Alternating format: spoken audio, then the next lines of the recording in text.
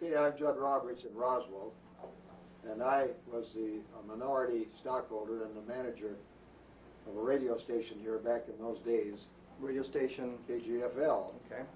And we got word of it with the rancher himself. Word of the crash? Oh, I beg your pardon, of this UFO. Uh-huh. Of course, there was a release that came out of Walt Hott's PIO department out at Walker Air Force Base.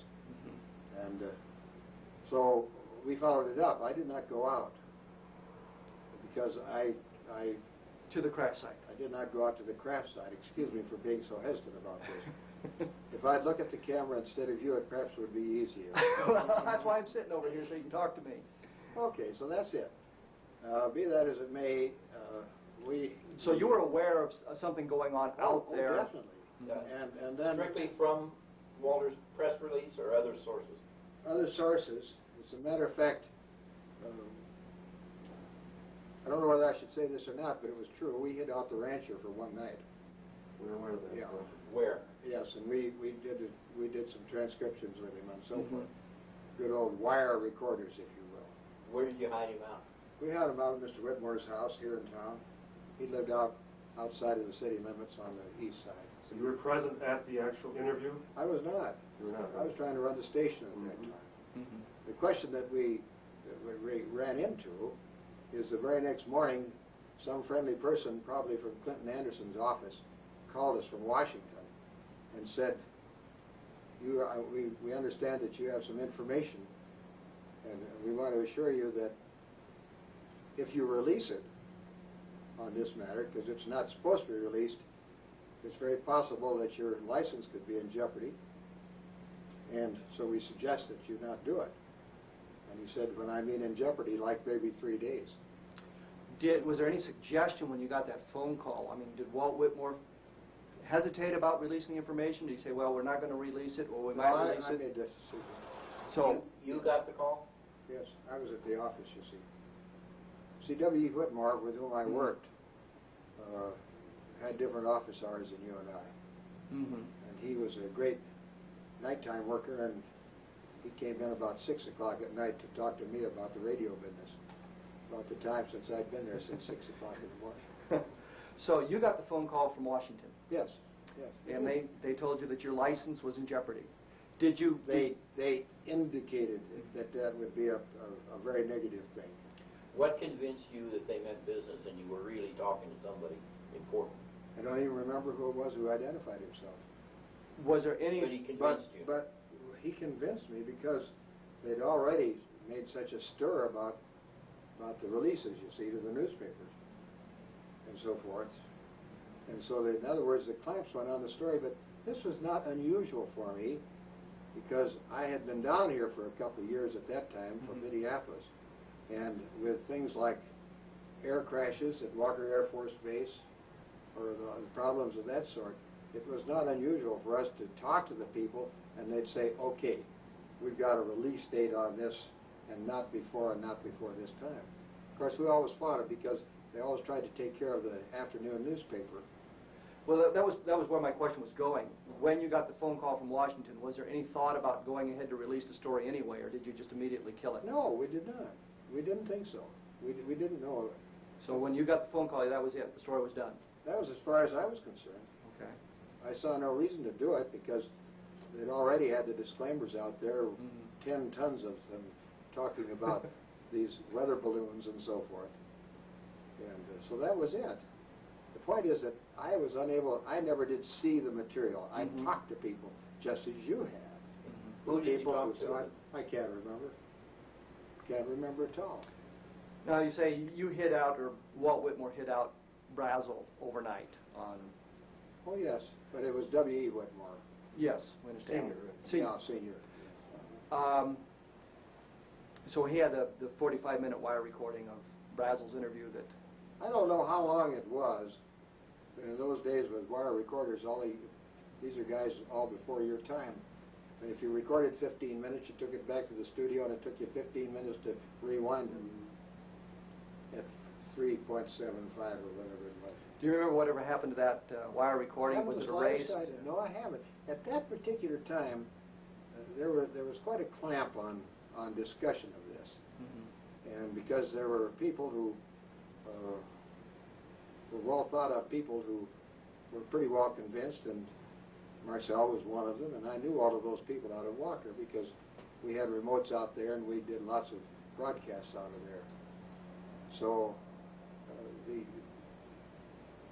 I don't think that I think that we just decided that for Walt Haut's sake and so forth, that we would sit tight and accept whatever it was, even though in our innermost minds we had real question about the validity of it. Mm-hmm.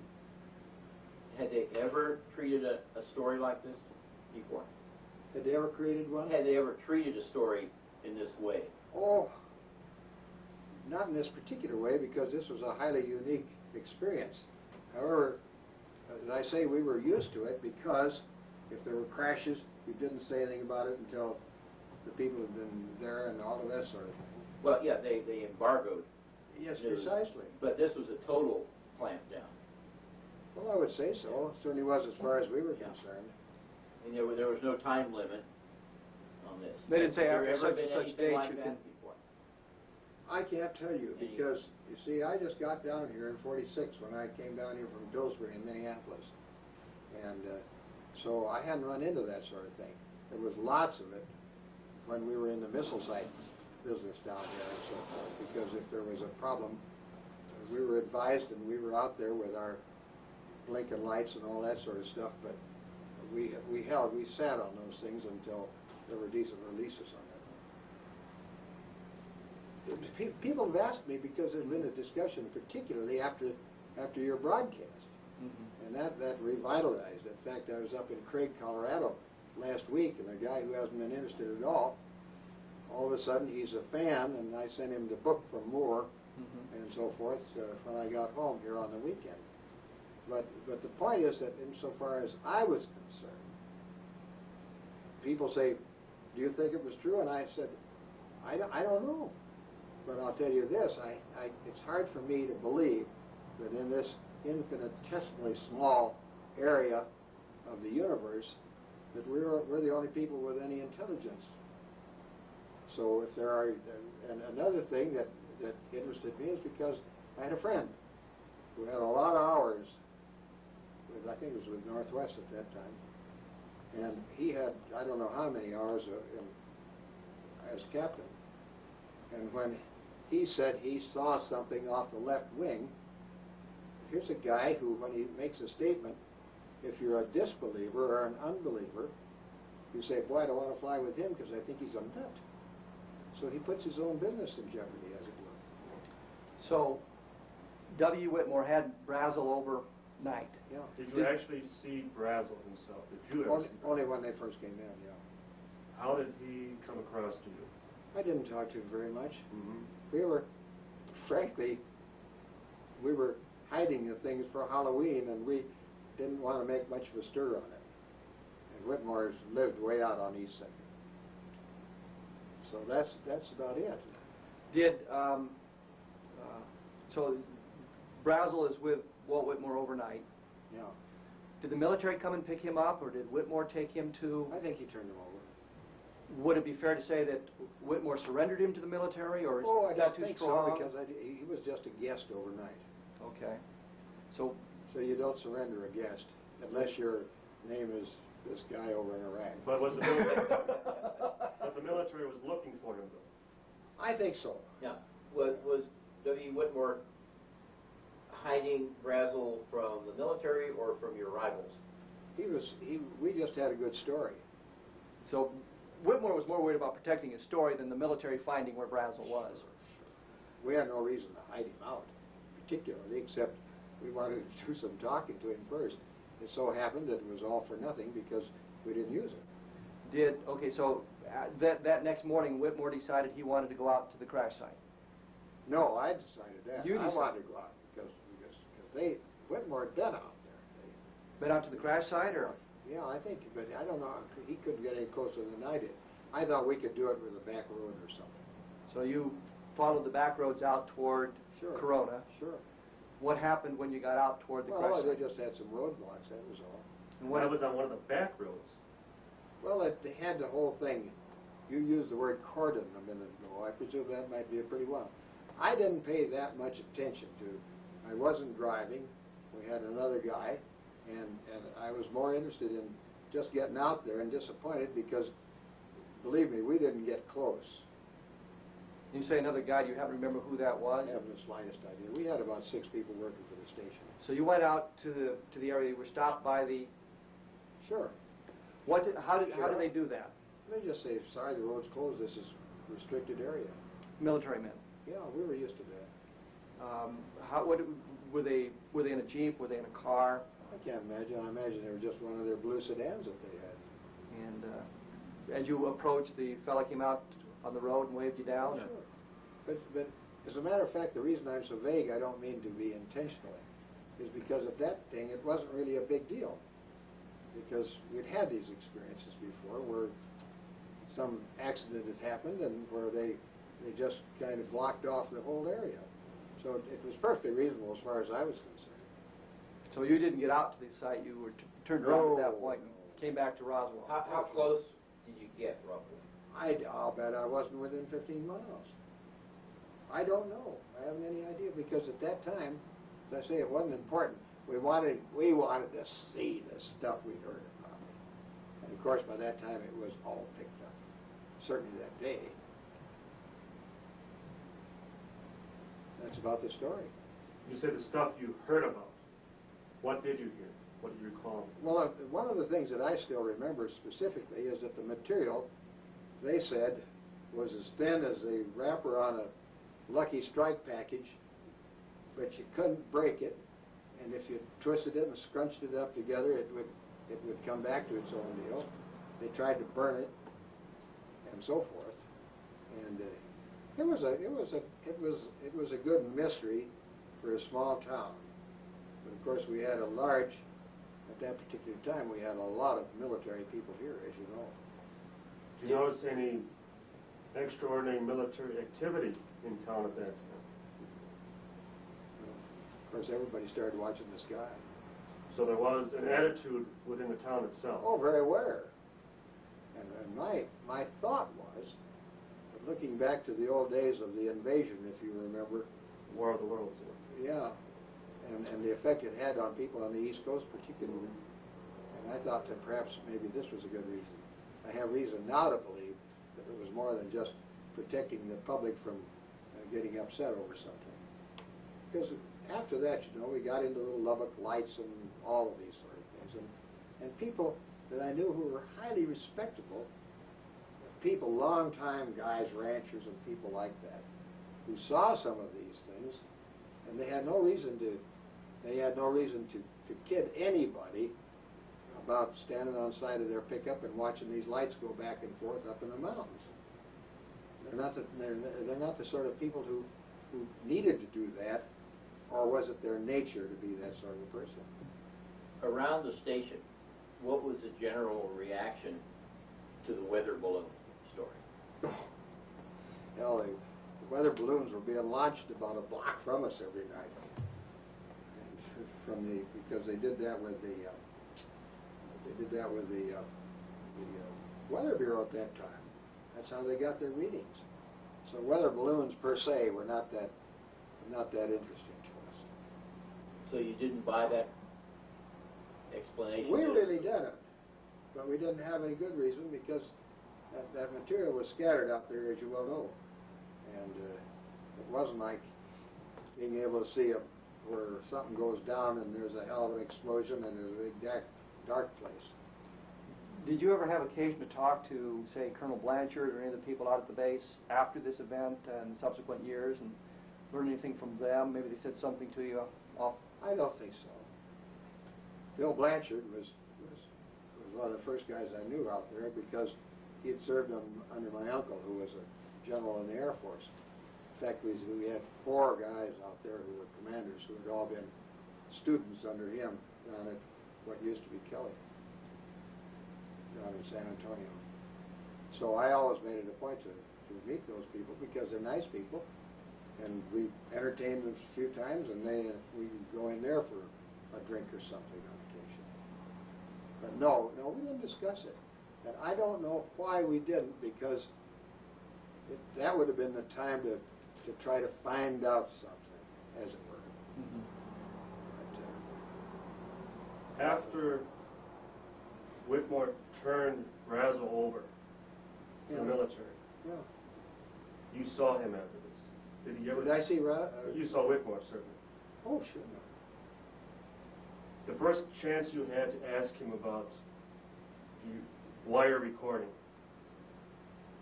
I do not know, in retrospect, why I didn't. I just figured it was a dead story, and What I'm saying is that Whitmore never told you what the rancher said? oh, and just plain discussion, but the rancher didn't say much. The rancher really said, hey, I was out and I was riding and I saw this and this is what it looked like and I couldn't figure out what it was. And so I came to town to tell some people and mentioned it to some people, and pretty soon there was great interest. And so I don't think that he himself went in there and did a lot of pseudo-scientific experiments with this material. There were all sorts of stories about bodies being loaded into planes and all that sort of stuff. And part of that first bunch went right down to Fort Worth, to Carswell. The rest of them, I understood, went back to, who's at Akron? You mean Dayton, right field? Right field. Yeah, Dayton. Yeah. You say others, you mean other aircraft, or? Yeah, the presumption was. Did you hear any bizarre stories of aliens running loose in Roswell at the time, or anything No. like that? No, we did not. We probably we'd probably been too scared to notice it. After all, that was all pre-ET, and we didn't know how friendly these folk are. So basically, all you really know is a little bit of what Whitmore told you about the rancher finding the debris, Sure. coming into town, Sure. and then attempting yourself to go out to the site and being turned back, Yeah. and receiving the phone call. Now, are you sure it was Clinton Anderson's office and not? No, but I would assume so. He's our senator. Could it have been Dennis Chavez at the Oh, time? well, it could have been Dennis Chavez, I presume. So, That was good enough for us, because at that particular time, you didn't go around wrestling with the FCC if you could help it. They gave you enough trouble on other things. Sitting out on a hill and monitoring you with a lousy 250 watts at that time. to make sure you weren't putting out bad information. Oh, bad information, and or ASCAP was out there trying to find if we were playing some of their stuff and not reporting it. So we had all of the government that we needed. Any information about the rancher in the next couple of days? No, I don't. Did you have the impression where he was? I do not recall. It's very possible. But all I know, he didn't come back into the station or anything like that. Did you ever see Brazel after that? I never did. But that's not unusual. These guys all live hell and gone away, as you know. And we were busy at that time. And I had a small staff and 3 or 4 guys working from the base who were working part-time and so forth. And as I say, in retrospect, if we'd had any idea of what we had and what general interest there would be, why then it would have been easy, and we would have, obviously, we would have sat down and said, let's see if we can find out this and that, and put 2 and 2 together and get something. Did the military ever come by the station to pick up press releases or anything like that? No indications the military came back to make sure there was nothing left behind that might? No, I don't think so, because we were very close to the PIO department, and because they were a source of news, and even if they had, why, I don't think it would have made a great mental note after all of these years, because it was not that uncommon a situation, don't you see?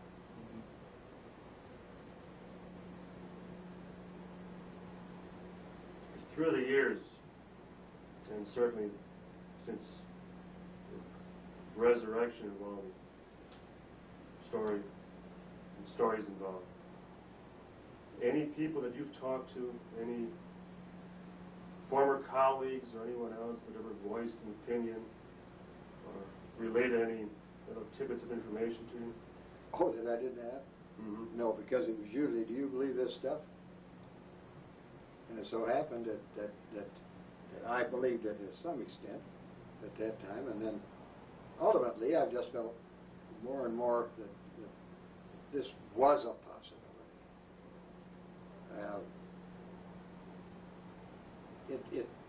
It was nicely hushed up. Let me put it that way. That's a general way of putting it.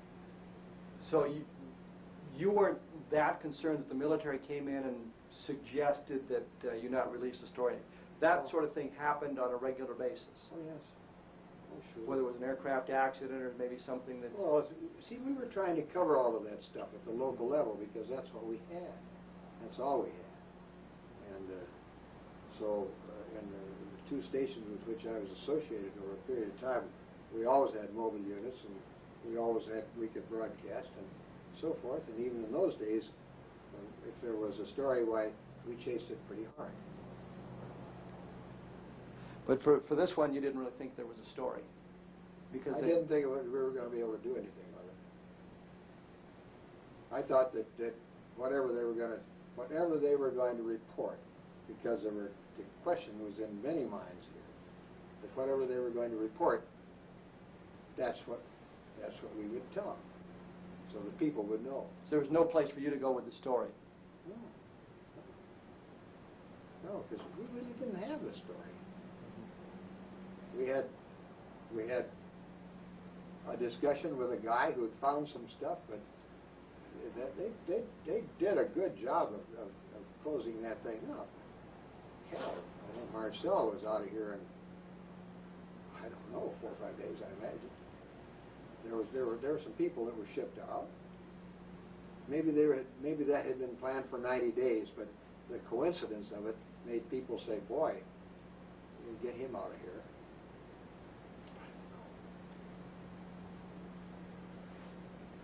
Was there much talk among the townspeople? Oh Then? my, yes. Sure. It's the most exciting thing that happened since they sold the prize bull at the 4-H sale. Covering all the big news. Yes, I mean, secondary story, but next is the global. Was there any general tone to the public reaction? That they believed it, they didn't believe it, whatever? I wouldn't have any idea, because we never did run a poll or anything like that. I would suggest that there were some people who said, "Boy, this must be a big story, or they wouldn't have made such an effort," and others who said, "Some nut." And so it was a weather balloon, and that's good enough for me if they told me it was a weather balloon, by George. Which side were you on? I was in the middle between at that time. I obviously have gone to the there was such a thing now, but only on the basis of small bore logic that, as to repeat myself, if we think with this little dot, and it's getting smaller and smaller all the time, even though this thing isn't working too well up there now, but the fact is that for us to consider the fact that we are the only people with the intelligence to do that, and there's been so much stuff to the contrary since those days that I don't know. All I know is I think that to keep repeating myself, which I don't mean to do, but you can cut it, I presume. but the point is that why should we think in this little weensy part of the universe that we are the only people who were ever created with any intelligence? I know people who think there are other intelligences in space that are perhaps way ahead of us. And this might have been, maybe somebody came down and said, "Hey, we saw some flares down on that little old place over here on the atomic test. We saw some flares, we thought we'd send somebody down and take a look, see what was going on." And so they did, and they may have had the misfortune to do some bad navigating or something. Well, that's a new way of putting it. How did you know which ranch to go to? Because we talked to the guy when he came to town. And he actually told you, he gave you directions or told you? All of these old timers knew exactly where the ranch was. Everybody knew where all of these ranches were. Big ranches at that time. And, no, I was busy in the station, and that was a very busy 7-day-a-week job because we covered sports and we covered this and we covered that, and I did all the selling of all the advertising, what little there was. And so my job was to stay right there and run the thing. Whitmore himself was an absentee owner, and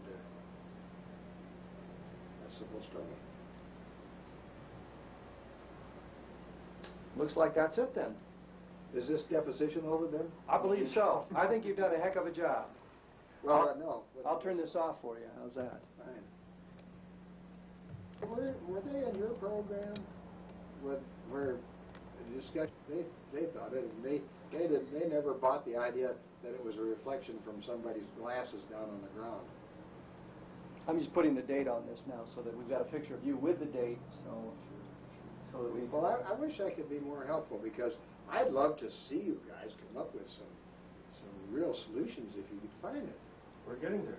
Yeah. Really are you? Putting the little bitty pieces together. In fact, we feel we can put the whole timeline together. Which is why your story is important, because you have a couple of little pieces that help fit it into the whole chronology. So I can never convince you how important your story is to us. Well, I realize because I'm impressed that you are willing to take the pieces. But that thing is pretty well shattered out. You've got to pick them up, don't you? It's shattered and it's old. And find out. Oh, yes. That's the big problem. Hallucination. I know I saw it. Well, we're rolling now. We've got the tape going. So you're Mrs. Lyman Strickland, Marion Strickland. Yes. And we're here in Roswell, New Mexico. On Again. September 27th. Which it says right there on the official thing. And we'll turn that off. And so, let's go. You were saying you knew Mac Brazel. Yes. He was a neighbor. Yes. And you lived out near his ranch in the summer of 1940? The ranches joined on a corner. They cornered. Okay. In which direction? It was southeast of Corona, and the cornering was in the same direction, southeast of Corona. So you were farther from Corona than Mac was? No, he was further. Oh. That ranch belonged to the Fosters at the time. Right. Now you knew Mac how long before the summer of 47? We moved there in 1939, and I had 3 small children. Excuse me. Can we help you out with anything there? Or? Turn that off. Yes. Back on. No, that's okay. We were talking about Mac Brazel. Well, we moved there in 39, and I had, my youngest child was only 3 or 4 months old. And I didn't get around to meet neighbors, but my husband did. And he undoubtedly knew Mac from very soon after we went there. We bought the place in 39. So, Mac came by. He would stop, and sometimes at the barn, sometimes he came in the house. I just knew who he was. The very friendly guy? Yes, he was a very self-sufficient country man. He was very dependable and self-confident. He was not stupid. He was not a highly educated person. So moving ahead to the summer of 1947, leaping right ahead, you're of course aware of the events that took place in July of 47. Yes. Now you have no personal knowledge of what happened. You didn't see anything. You didn't go out to the crash site or anything like that. No. You didn't. No, I think Mac went to. See, we were on a spur that was off of the main line that went from the Foster Ranch to Corona, and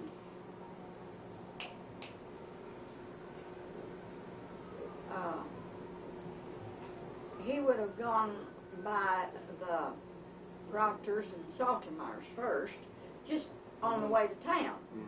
But he would come out of his way to come by our place. But he came by and told us about it, and probably tried to get Lyman to go down and look at it. Sally said she... Now, Sally is your daughter? Yes. Okay. We have two sons, but they're both deceased. And she thought that she could remember him wanting Lyman and the boys to come down, and the kids. She was one of the boys. Literally. And she said that that was a busy time of the year. If it was dry, and it was dry more than it was anything else, they were feeding or marking lambs or one thing or another. Now, you said you remember the thunderstorm? Or? Oh, yes, because we had this is the house that was built later. We had a little old dinky shack that had a porch that wasn't any wider than that. And my husband, all ranchers go out on the porch to see where it's raining, how much and who got some. And he had to stand out there and see where it was raining, and there was so much thunder and lightning that I begged him to come in the house, and finally there was this terrible thunderclap, and he came in and he says, "Boy, that hit something." You know, it has a different sound. It has a hollow sound. So he thought lightning had struck something. Yes, and it was 2 or 3 days after that Mac, no, it was longer than that. It was a week or two. Did, he didn't see the lightning hit anything, he just... No, that's hilly country. And the clouds were hanging low. They were pretty low. So then you and Lyman, nobody went over with Mac to see the stuff? No. Mac went to the Proctors and maybe the Saltermeyers. I don't know if he went there. But they didn't go down there with him. I guess everybody was busy, and Mac thought it was a weather balloon or some sort of an experiment, that he was glad to do the government a favor to bring them the pieces. And that's actually the attitude he had when he gathered it up and took it to town. So he brought it into Roswell, when you say town Roswell. Yes. Right. And what happened to him in Roswell? Did he ever talk to you about that? Very secretly, and he didn't talk to me a lot. But they were around my table, Mac, and I don't know whether Bill Brazel was there or not. I don't remember that. But Mac and my kids and Lyman, and I was busy carrying the coffee pot. And I really heard more sketches of the conversation than if I were just sitting there talking like we are here. What pieces of the conversation did you hear? What do you remember about that? How nasty the officers at the air base were to him. By nasty, what did he elaborate on that? He did to them, yes. He was held for, I believe it was 3 days or 3 nights. Of course, ranchers all had livestock in their corrals that had to be fed, and Mac was there by himself. And I think he called Bill. Bill was in Albuquerque to come down and take care of his livestock, but they literally threw him in jail. And it was 2 or 3 days later, Lyman and Floyd Proctor had some business with the Bureau of Land Management, which had an office. I don't remember where their office was then. Anyway, they came down here to the Bureau of Land Management together, and they saw Mac being escorted by I believe two Army men, and I don't know whether he had handcuffs on or not. I don't believe I ever heard that, and I don't believe he did. I believe they just said something about it, because we were all, the whole neighborhood was scandalized that the Army, that the services would treat people like that, people who had good intentions. Did Mac never mention what went on when he was held on the base? I didn't hear it. Surely Walter Hawk did. He was a lieutenant. I couldn't tell you because, like I said, I was carrying the coffee pot. Mac was very secretive, and I know that he made it plain that he was not supposed to tell this and not supposed to tell that. And I think most of what he was not supposed to tell was that there was any excitement about this material. Now that's my recollection. But Mac was pretty unhappy? Oh, you bet. He was a man who had integrity. He definitely felt insulted and misused and disrespected. So he was annoyed at the way the military treated him. He was worse than annoyed. He made the effort to come in with the material, and they treated him that way. That's right. And he sat basically at your coffee table and elaborated At upon my it. dinner table. Dinner table. Didn't have a coffee table. I meant dinner. I meant actually kitchen tables. What I meant. Yeah, that's probably. Was this the only time that he talked about it? Did he ever mention it? Maybe some other times, or? I don't remember him being at my table. I was in the house. Now, lots of ranch women are around the corrals a lot, but I wasn't. And he came to the house off and on. When we built this new house, he came and helped line with the plumbing. Of course, that was later. But I don't remember that he ever came during that time of stress. And he was definitely under some stress and felt like he had been misused and kicked around. And this was right after he got back? Yes. Right after they let him go? Not too long. And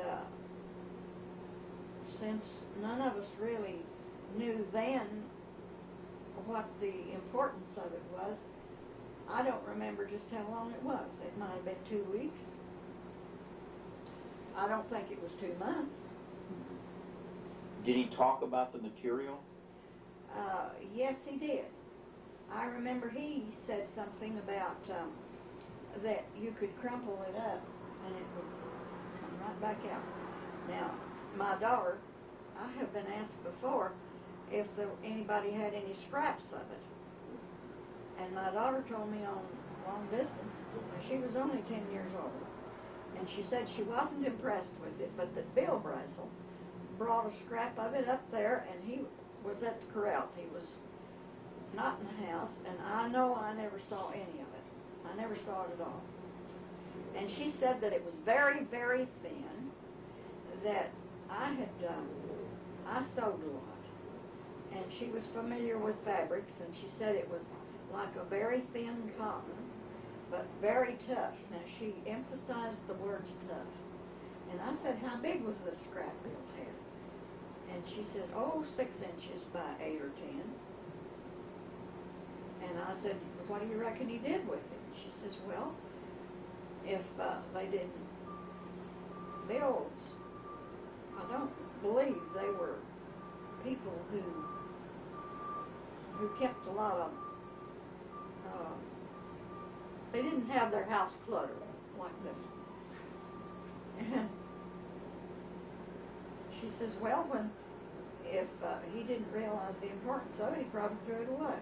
Now, of course, I don't know. That was just conjecture. Where's your daughter now? Fort Morgan, Colorado. And it's Sally Tadolini. Would you think it'd be all right if we talked to her, called her long distance and chatted with her? I'm sure it would. have a phone number? Yes.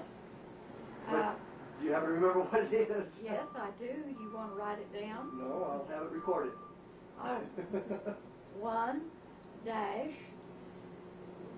303 dash 867 dash 5025. Okay. That's her home telephone.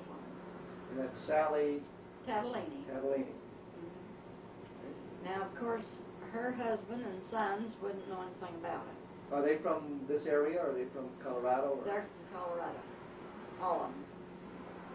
But she says Bill Brazel brought a scrap of it by for her to take a look at. Well, Or just to show. to show, and like I said, now she lived at the corral.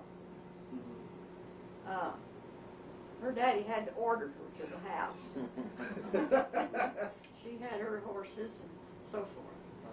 And she was out there, and the boys were out there, and I suppose Bill stopped, and that was the whole family as far as Bill was concerned. So, and I don't know whether I was home or not. So basically what you know is Mac Brazel was held by the people at the base for a number of days. Yes. He came to your house and was irritated by He their... was worse than irritated.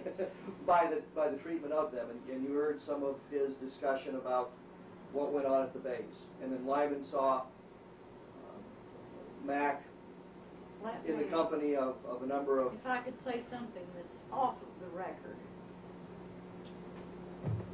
Back on the record. Could I ask you about the thunderstorm again? The thunderstorm. Did anyone else comment? Did you hear anyone else Comment about the thunderstorm? about the storm? I asked Juanita about it one time, and she said no, she didn't remember it because she had little children. Her children, by 1947, mine were 7, 8, and 10 years old, 12, and hers were babies. And I think that's what she said, that she didn't remember that thunderstorm. I don't know if anybody else did or not. Anyone else in the family that commented about the loud About thunder? thunderclap? Sally could remember it. I don't know. Okay. My sons have said are not living. Did Mac say anything while in Roswell that he was threatened, or that they? I think he was threatened with something because he was threatened if he opened his mouth he might get thrown in the backside of the jail. Now he gave that impression definitely.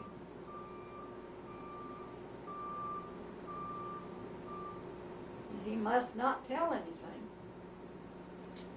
He said that he wasn't supposed to tell anything. Yes.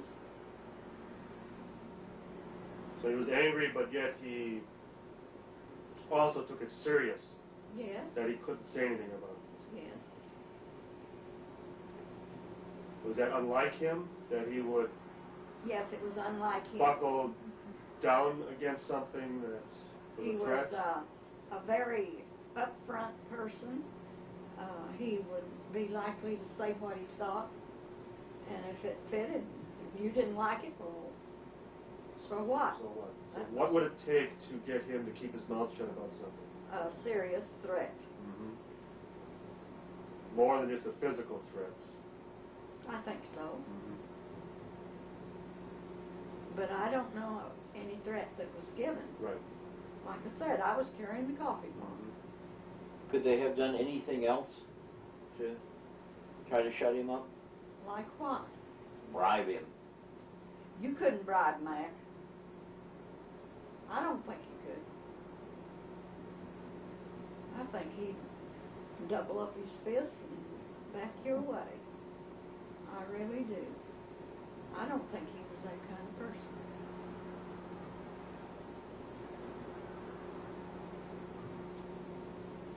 Has anybody else made any such remarks about Mac? Well, I was just going to ask, as far as his financial situation prior to the incident, I don't know much about his finances. His wife lived in Alamogordo and had a home there, and I've been there, and it was a nice house. Well, it was just a nice house in a nice part of town. It wasn't extraordinary in any which way, but it was a nice home, and she had a pretty yard with flowers.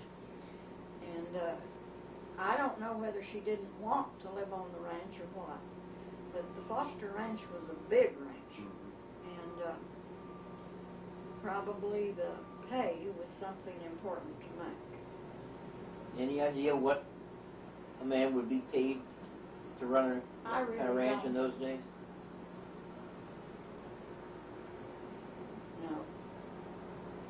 I know what we had to pay hired men when we hired them just by the day, but I don't have any idea what a ranch manager would have gotten. What did a hand get per day back then? A common hand would get about $60 a month, and or $5 a day for a day's work. If it was hard work, and if it was somebody that knew what he was doing, like windmill work or fence work.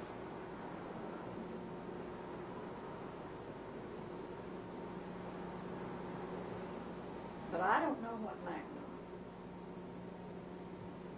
It wasn't anything you talked about around the table. Was there anything different about him after this?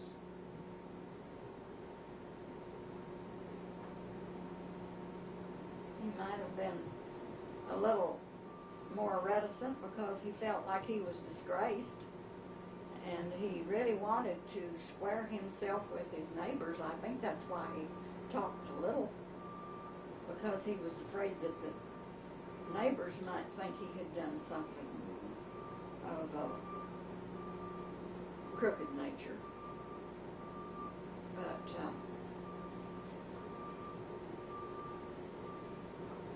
he might have been a little more anxious to, I don't know. When we built this house, I said, this house that's in the painting, Lyman didn't know anything about plumbing. He cut two pieces of pipe, and they were both too short. Mac come up and helped him, and they put in the plumbing together. Now, I don't know if Mac would have done that before that or not. This was in the early 50s. Who painted the picture? One of my sons did all. Did he paint all these pictures? He painted everything in oil and did all of the wood carvings.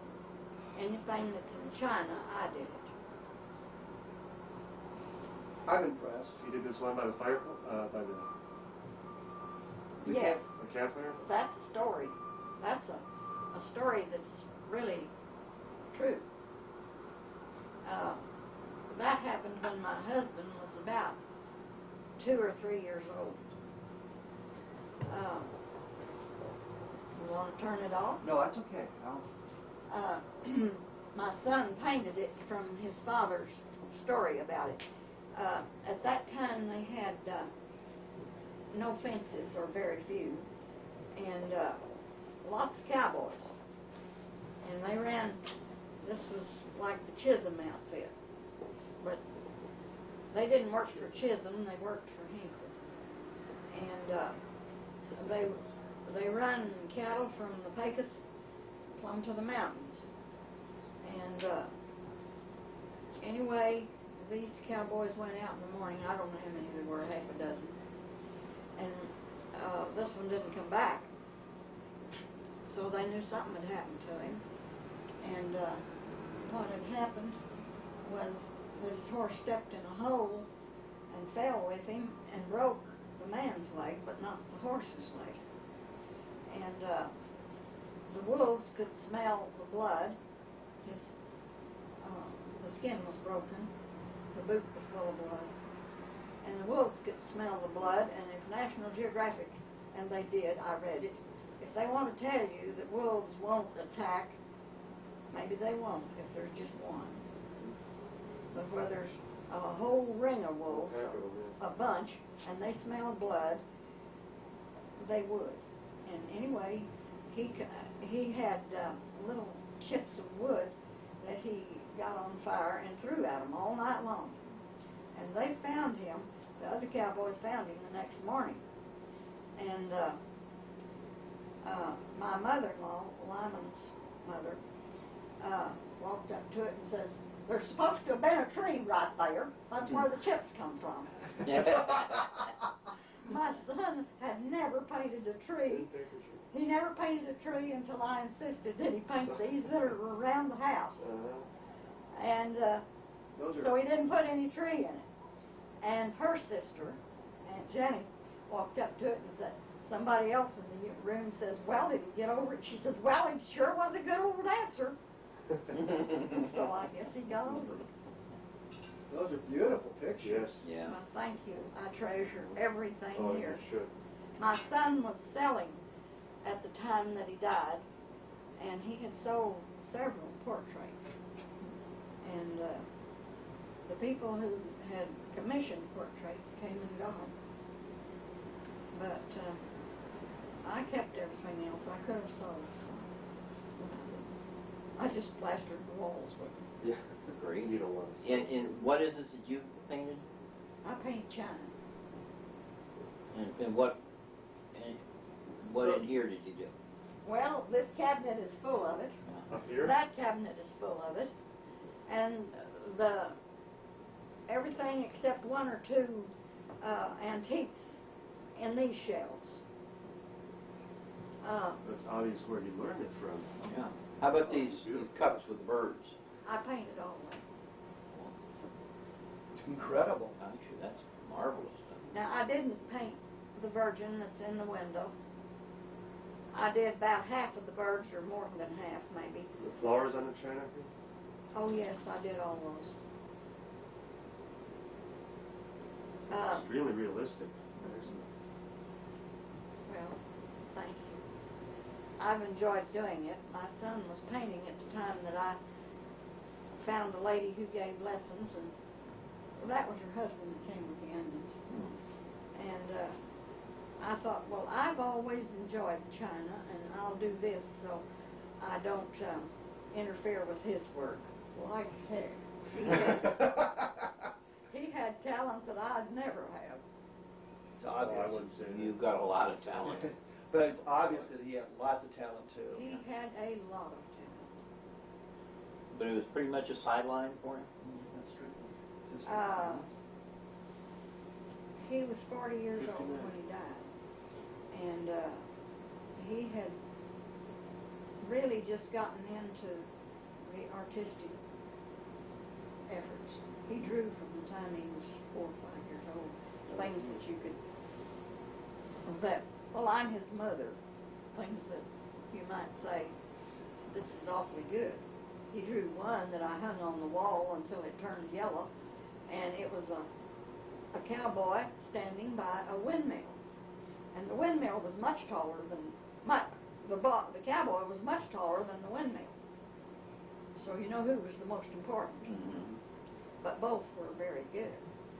And he was 4 when he drew that. But I have paintings of his all over. I have a grandson and 2 grandsons that are this daughter's sons. One of them is an art teacher.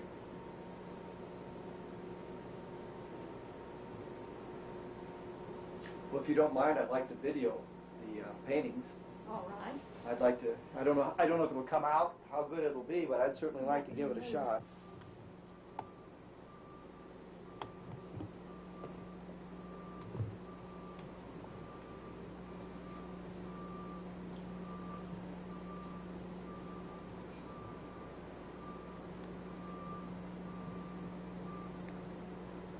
And you say this is his house or your house?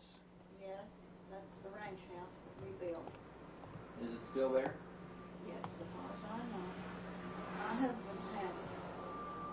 after we moved in here and I knew what was going on, he had 5 little strokes. But he had glaucoma, and my son and I were suspicious that he had some. This is a painting of his too. This is not a photograph. Is it done from a photograph? But this one, my son did it. Worked in a lot of mediums. Oh yes. Past. Oh, I can't think of the name of it.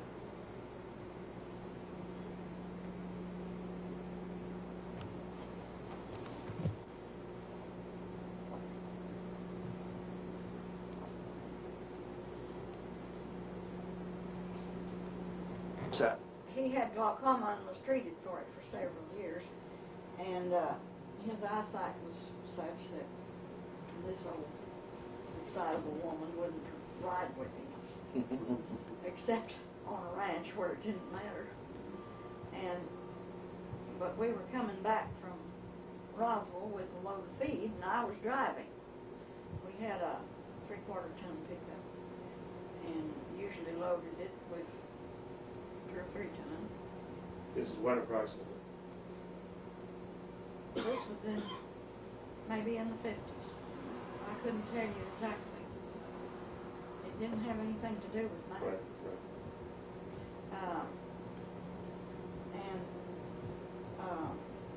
Have you been, I guess you've been to Corona. Yes. And have you crossed the Gallo and then gone up by what was the Reynolds Ranch then? There's a long straight road right along the top of I'd call it a mesa. It stretches for at least 2 or 3 miles, just as straight as a ribbon.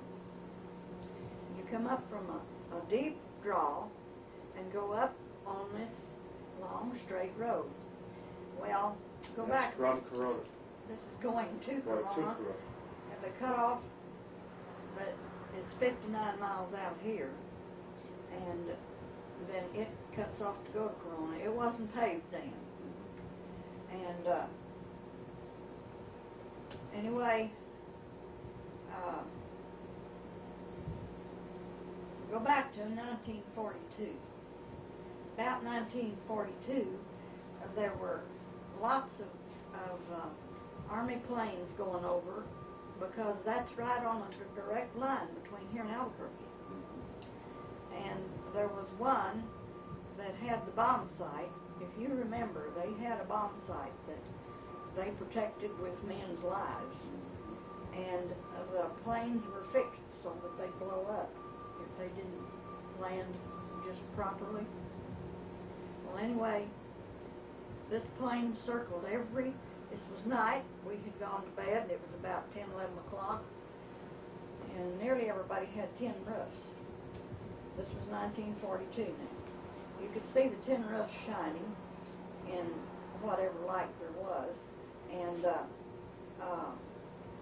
this plane, you could tell it was in trouble because of the way the motors sounded.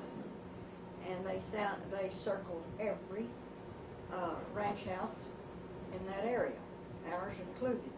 And by the time you think of what to do to go down to the field with your pickup and shine the lights on the furrows the way they ran or something, they were gone and gone on to some other place. Anyway, they spotted this long road across there. And they tried to land and it blew up. And they cordoned that off for a week, gathering up pieces. And anyway, this was 1950. And I was driving real slow and up out of the Gallo, which is very sandy. You don't cross the Gallo just anywhere. It's so sandy that you could bog down in the sand. Came this red light, just as round as the moon. A large red pulsating light. Came up out of the gallo, came directly at us, and all I could think of, we were up on this long road, all I could think of was that it was a plane that was in trouble when trying to land. And I know that Lyman agreed. We must have talked something. And the bar ditch was awfully deep, and we went off on that side. It's a wonder the thing didn't turn over with the load we had.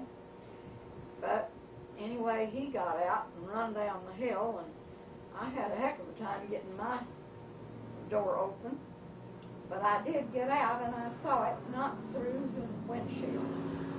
And this light came right straight over us and stood there, just as still. And all at one time, it took off and went on in another direction. Now, it didn't occur to me at the time until the next day. There was not a sound. No sound. You were outside the pickup at that time. I was outside the pickup. I was not seeing it through glass. And there was not any sound. And I said to Lyman, I'm going to call. We had a telephone bill then, too. And must have had part of this house built. And I said, I'm going to call White Sands and tell them they lost one of their rockets. He says, you just shut up and don't say one word. They'll make a fool out of you. And they already had 2 or 3 people who had seen things. And I was just convinced it was some earthly thing that had gotten loose. But I would like to ask you all, is there any theory of anybody has had a theory that this is a light thing? I mean, like we send a searchlight. The searchlight doesn't make any sound. You throw a baseball through the air and it makes a sound. And I can't help but think that if it appeared to me that this thing was not over 100 feet above, maybe not that much, I couldn't really tell. It was pitch dark. It was something I'd never seen before. And has anybody ever How's seen the weather like? Clear. Yeah, I remember there was no muddy roads, no nothing like that. I've heard hundreds and hundreds of reports like that. And you heard that they don't make a sound. Yeah. Has anybody said that it could be something that's beamed from somewhere else? Your guess is as good as anybody else's. Speculation theories about like holographic projections that almost appears to be 3-dimensional from a projector. But it's not even a solid object, it's just a projection, just a ball of light. Well, this was we a can't prove it. pulsating, red, round thing. What shade of red? I'd say it was a little bit yellow red, just a little yellow red. There's lots of reds. Orange red. More orange red, yes. If I'm going to my palette, I'd pick up yellow red. But it would be an orange red. Well, we even have lots of reports of huge vehicles hovering over people's heads with no sound at all. And they can tell that it's a vehicle. Yes. Daytime. And no sound. Well, how do you explain that? Because, like I said, you throw a ball through the air and you've got a sound. The theory there is, too, that somehow the object is able to, with some type of a field that would surround the object, actually draw the surrounding air molecules with it, that would serve to cushion it and eliminate the friction, the air friction. Something. You're I know, it's... speaking Greek. Really, So in other words, we don't know. There's no friction. In other Got words, some there's no. ideas. Well, you know what a sonic boom is, as Yeah. far as because that's where the air is separated by the supersonic jet, and as it comes together, it claps. So whatever this is, it doesn't cause that. It doesn't allow it to come together. It doesn't seem to have to come together. There seems to be no break in the air. So that's where the theory that it's actually drawing air with it. See, too, when you have an object that moves that fast, that the friction would cause it to start to glow. That's where, like, a meteorite breaks up, or even a satellite in re-entry would burn up as it comes into the atmosphere. We don't get that. Well, this thing wasn't a meteorite because it stood there. Maybe they were seeing how smart we were to see if they wanted to ask us a few questions. I don't know. Decided they didn't. How long did it sit there? You know, you're under such a stress at the time, it's hard to say. I would say a few seconds, maybe certainly not more than 3 to 5 minutes. But you were moving in the truck at the time. No, Or I you had stopped the truck. You had stopped. Yes. Was it up ahead of the truck as it appeared to hover, or was it overhead? Covered right overhead. Right overhead. If I had been in the truck, I couldn't have seen it. But I had, you know, So it's you hard to couldn't open a pickup truck. Looked out through the windshield. I didn't look out through the windshield. I did when I first saw it. Right. My husband had run off down the draw, and he kept hollering at me to come on out his side, and I think I was afraid that the whole pickup would turn over, because that was a deep bar ditch. I've heard that they've got that road paved now, and I don't know what kind of bar ditches they got, but that one was deep. And anyway, I remember struggling out on the driver's side, and stood there, because by the time I got out, I could see that it was not an airplane that was trying to land and come down the road. But that's what I thought it was. Could this have been in 1949? It could have been. I couldn't swear to the date. I hauled an awful lot of feed by myself. His eyes got so bad that... Well, when did his eyes get bad?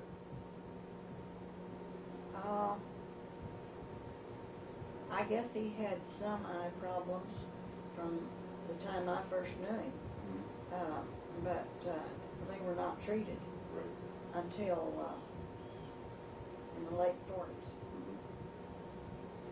And by that time it was really too late. He was blind for 4 or 5 years before he died. And he died quite a few years ago, right? 6 years ago. Oh, 6 years ago. 7 years ago. In January, next January. Yeah, he lived to be 86. And anyway, he and Clenty Saltemeyer saw some things. I don't know if they were told Juanita or not. And I know I saw one that looked like a campsite about 11 o'clock at night one night. This was a crooked road that went from Saltemeyer's to our place.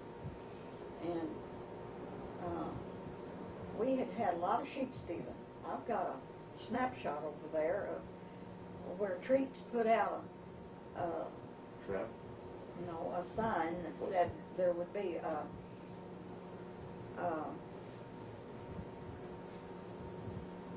that they would pay for information on the sheep. Reward for Yes, a reward. And I went right home and called Clenty, and of course got him out of bed. Told him that this campsite was up above. There had been an old road there. And Clenty says, why, that road washed out to where nobody can get in there. And they went up there the next morning and come around from the top side, and they said they found a dead, I believe it was a calf. A calf that had been butchered. there evidence of a campfire?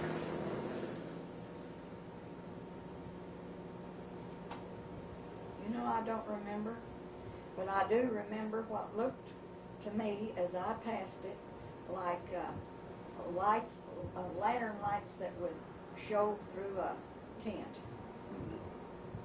through some of the openings in the tent. Anybody moving around? No, I didn't see anybody. See, I was driving, and I didn't want to sit there if that was sheep stealers and wait for them. And I didn't know that the road was washed out. It was in Clenny's pasture. Then in our pasture, there was a bluff on the, we called it the Bonita. And to me, it would be 100 feet down. Maybe it's not more than 50. But they had it fenced off so the livestock wouldn't come up there and graze and fall off. And it was very rough. You couldn't get up there with a pickup or even a Jeep because pieces would fall out and fall into the canyon below. And that was above our house. And as we turned the corner to come in, been to a ball game one night and come in after the ball game, and here was a light going down like from one fence post to the other. Just as clear.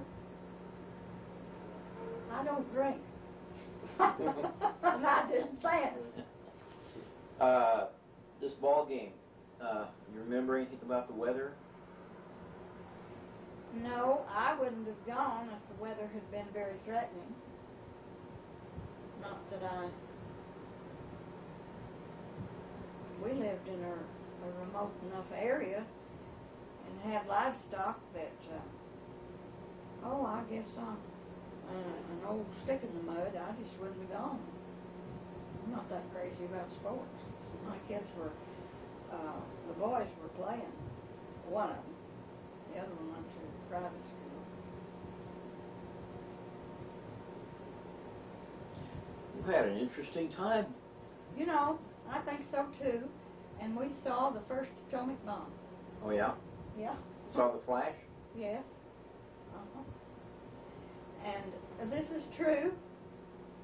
My husband was one of those that thought if you didn't want to get up at 3 o'clock in the morning, you were probably a little lazy. And he shook me around and he says, "Come here and look." And this was an old house and just had one little window about the size of that out on the west side. And he wanted me to see this explosion, and I did not see any mushroom. We were in a direct line from Alamogordo, behind the mountains. But and it was very white, and it went right straight up. If there was a mushroom, I didn't see it. I got up and looked and went right back to bed. What'd you think it was? We talked about it a minute or two and thought I think he suggested it might be an ammunition dump because nobody knew what was going on over there then. Right. It hadn't been announced. Absolutely. And that's what we decided it was, and I thought, well, it's an ammunition dump, so what you got me up here for? So I went back to bed, and I think he went in and made coffee. Had you heard any rumors about what was going on? No. If so, I don't remember it. We had an awful lot of drought, and we also had planes that we know they came out of Alamogordo, out of the base there, that scattered something that dispersed the clouds, and out here I've got a government bulletin in an old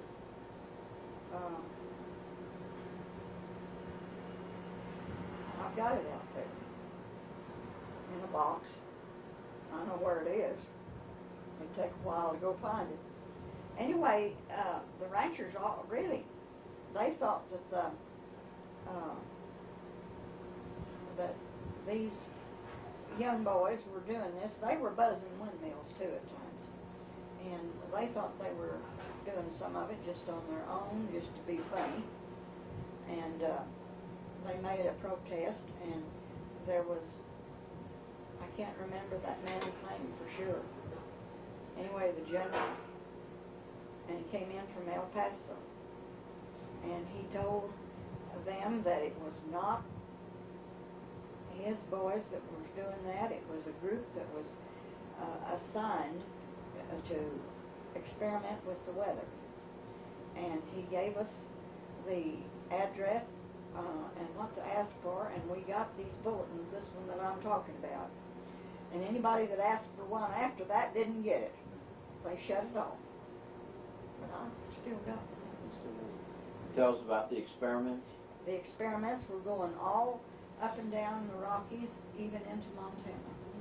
And there was a big experiment station right there at the mouth of the Platte River where they had, when they had that big flood on the Platte.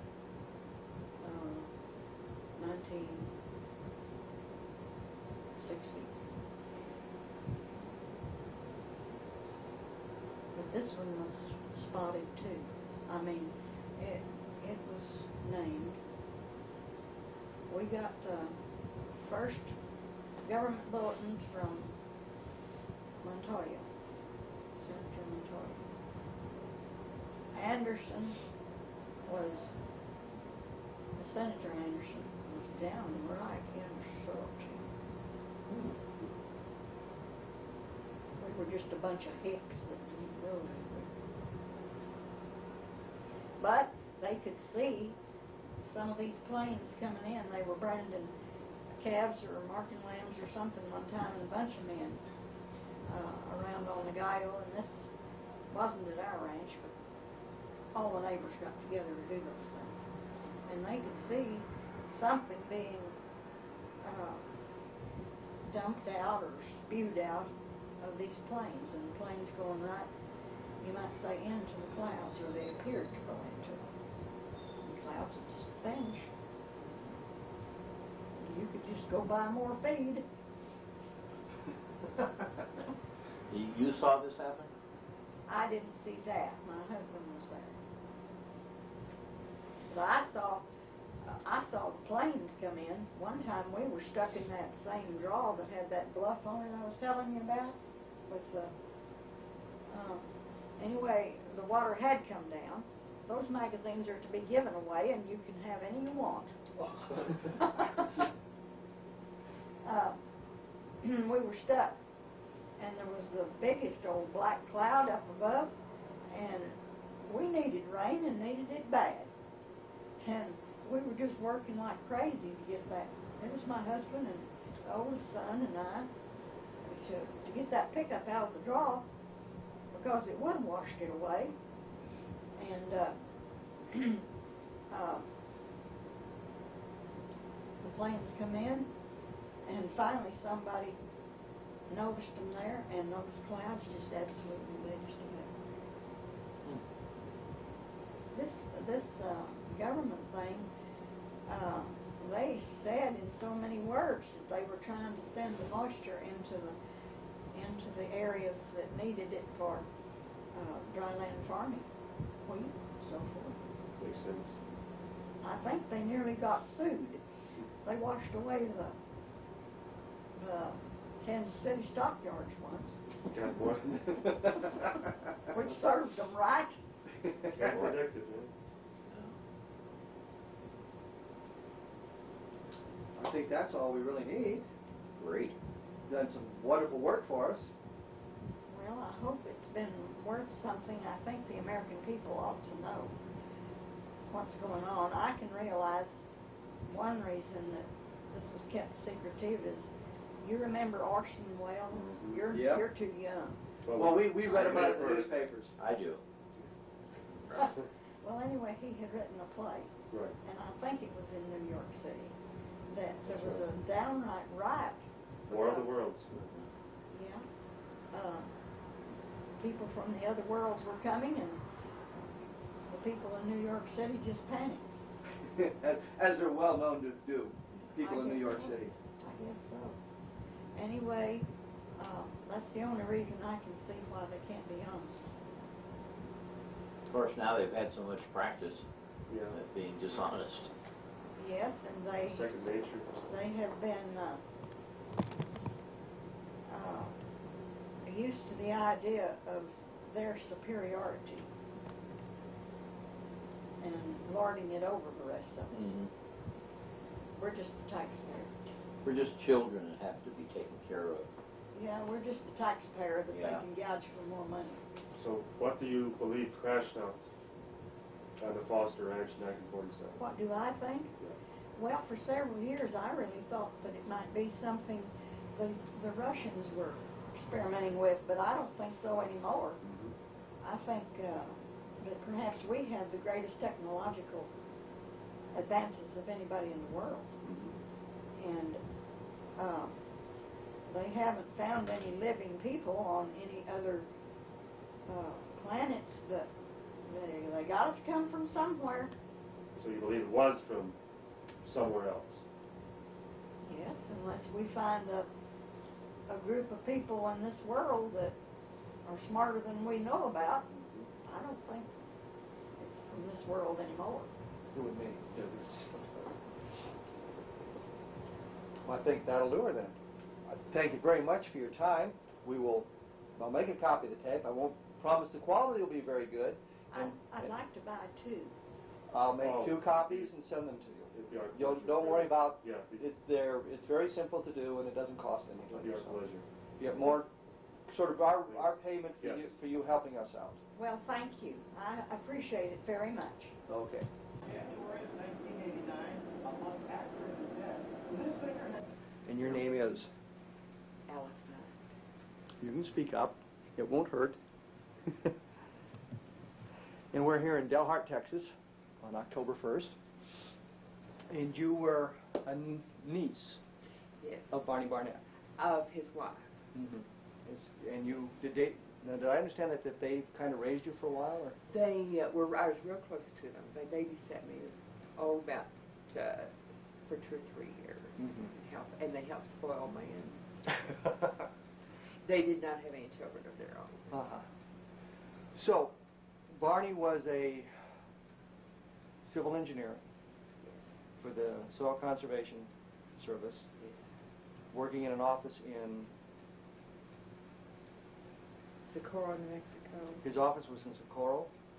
Yes. Okay. He was employed by the U.S. government, you know. Mhm. Okay. Yeah, You remember the story that Barney told? Well, I remember that he saw, one time we went to visit, and I don't know whether it was before my husband and I married or after, I don't recall the dates, but he said that he saw a UFO fall. Mm-hmm. He was out working in the field, and I understood that he was out in the St. Augustine plain, Mm-hmm. and he went over to where it was, and where it fell, Mm-hmm. and he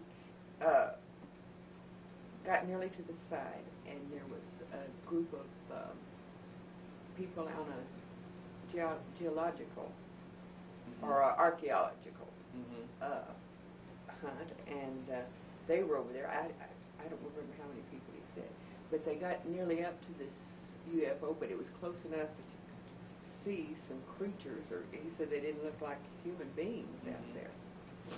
And along came a government, or some trucks. No, with government you mean? I guess it was government. You know, as I say, it's been a long time ago. Mm-hmm. But someone came along, and I understood it. I don't know whether it was Army or what. I think he just termed it government trucks, and they told them to go on back and forget they ever saw anything. Now, that's all I recall. Mm-hmm. He wasn't specific on whether it was Army or he just said I government? don't recall. Did he have any clue as to where the archaeologist came from? He didn't say. If he did, I don't remember. Mm-hmm. He just said a bunch of young people on a dig. Did he ever describe the creatures to you?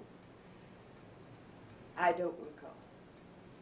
He said, did he give you a number? Do you remember if there were? No. And they were all dead? So far as, they weren't moving. Mm-hmm. So he never said that one might have been alive or might have been No, injured? I don't think he got that close to them. You know, I mean, he didn't get right up to the side. Seems like there was a fence, and they blocked it off. Or they may have had him move back to the fence, I don't know. But you don't know exactly where this was, other than you think it was up in the... I feel that it was up in the Daddle or Magdalena, what he termed as the high country. The high country. And he didn't give you any clue as to what side of the plains it would have been on, or whether it was closer to Daddle or Magdalena. No. If he did, I don't know. And I don't really think he did. Did he ever describe the object itself to you? Say anything about that? Do you know, I don't, you know what, since you've heard about all these others and things, you don't realize, I don't recall if what he said or what has been put into my mind, or, you know, that I, not that anybody's put anything into my mind. Well, but you what you've read and you've read the books, you about, saw the Unsolved Mysteries program, and things that you've talked about, and there's been talk of UFOs ever since. But your memories then are just pretty vague about what he'd said. That's right. Except that I do know that he said he saw a UFO. And that there were creatures in it, and or he saw people or whatever. So. And I believe he did describe it as a round thing, but you know, as I say, I don't know what. Do you recall now, in the subsequent years, what his feelings about UFOs were? No, I don't even recall us talking about it. What's your feelings about him? What do you think? Well, since he saw one, I know that it's true. So you believe, based on what Barney told you, yes, that flying saucers are real and they're piloted by beings from other planets? Is that a fair assessment? I don't know who they're. I just know that they're real. Or this, yes. But you'd trust anything Barney told you on that Yes, score? I would. Was he ever known to play practical jokes or spin tall tales or anything like that? Oh, I don't know that he'd play practical jokes, but not spin tall tales. So he was very...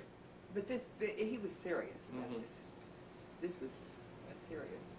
Did it ever come up more than one time that you remember? I don't recall. So, and you have really no clue. I'm sorry. No, I recall it so poor. That's fine. That's exactly what we want, is exactly what you remember, not what Somebody others else may have said or things that people might have said, but what you recall yourself. So you really have no clue as to when he mentioned this to you, other than it may have been in the 50s? It was in the middle or latter 40s or early 50s. Early 50s. But it'd been real early 50s. I feel like it was before the 50s. So it might have been 49 or 48. So it might have been right after, close to the time it happened. No. Do you remember the context? I'm sure you don't. Remember the context of the conversation, how it came up at all? But it made enough impression upon you that you remembered at least a few of the details. Anything else that you can think of that... Not a thing. So you have... I've tried, to rack my brain to, it seems ridiculous that we didn't discuss it later, and we may have, but I don't recall, and we're all busy, and, you see them maybe a day or two at a time. Given what you know, what Barney Barnett said to you, what's your feeling of the government claims that there's no such thing, no validity? Oh, I just don't have too much opinion, except, government, the government. Do you think the government's hiding information about UFOs from us? They must. And this they must be. It's obvious if they're the ones who came along and said, be quiet about this. But Barney did mention the archaeologist. Yeah. Did he mention anybody else who might have been there? No, he just said these people want to dig, and they told us all to kind of forget we saw it. You don't have any clues to how many people were involved? Nobody else there that... No, I think he must have been working alone.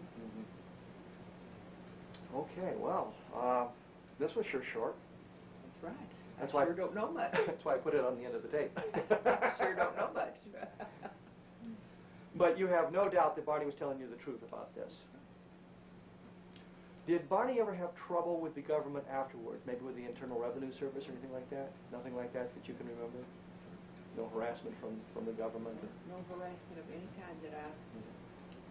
And he retired from the Soil Conservation Commission? Yes, I think in about 1956 because of poor health. Reason. And then did he stay in Socorro? He stayed in Socorro until his death And then, in 1969. So he was retired a long time.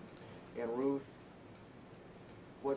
She moved she stayed in Socorro a year or two after he died, and her health was bad, and so she moved to Dalhart. And then she passed away. Passed away here in Dalhart in 1975 or 76. Probably 76. Did she ever mention this at all? And No. Never brought it up? No, I don't think so. You just went on with what the present.